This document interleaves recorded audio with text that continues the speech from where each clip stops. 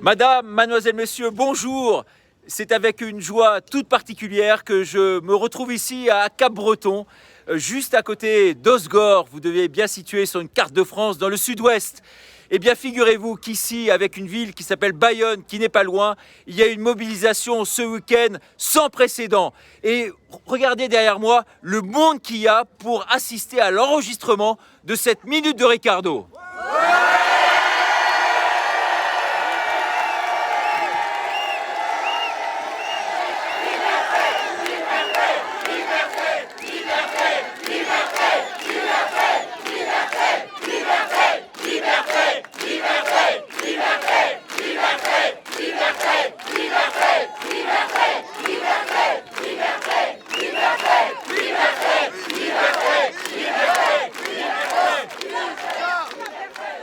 Donc, c'est vraiment dans un esprit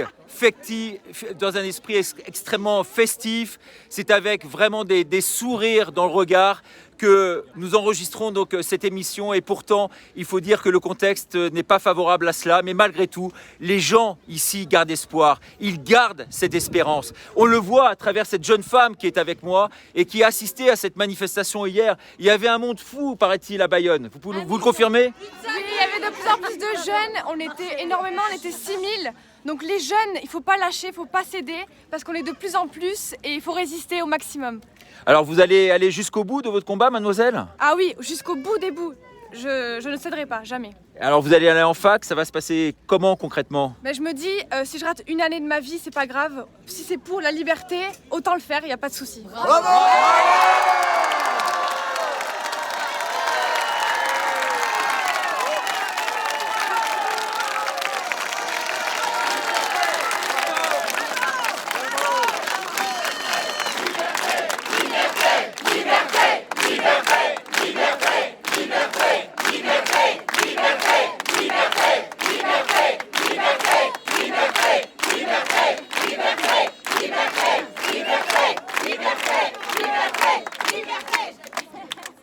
Voilà, c'est la raison pour laquelle, vous voyez, il y a vraiment une atmosphère extraordinaire ici. Et c'est bien sûr la raison pour laquelle, et c'est partout en France pareil, la police n'intervient pas. Pourquoi ? Parce que tous les gens ici ne demandent qu'à une chose, c'est d'être libres. Et la liberté a un prix.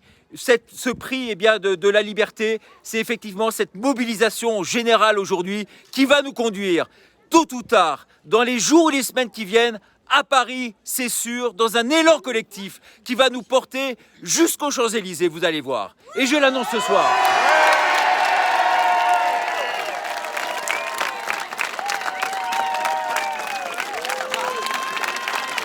Car oui, de chez oui, cette marée blanche sera encore plus importante que la marée jaune.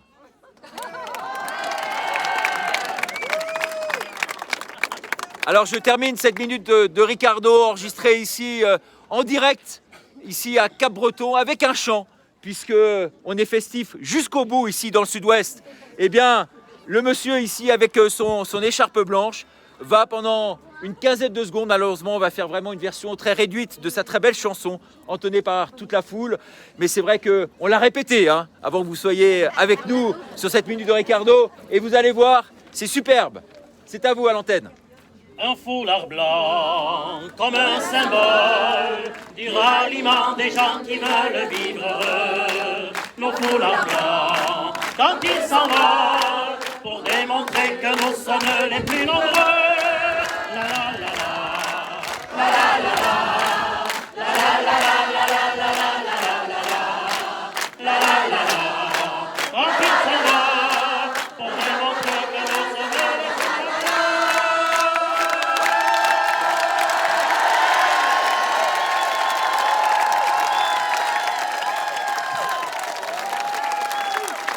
Formidable accueil dans le sud-ouest.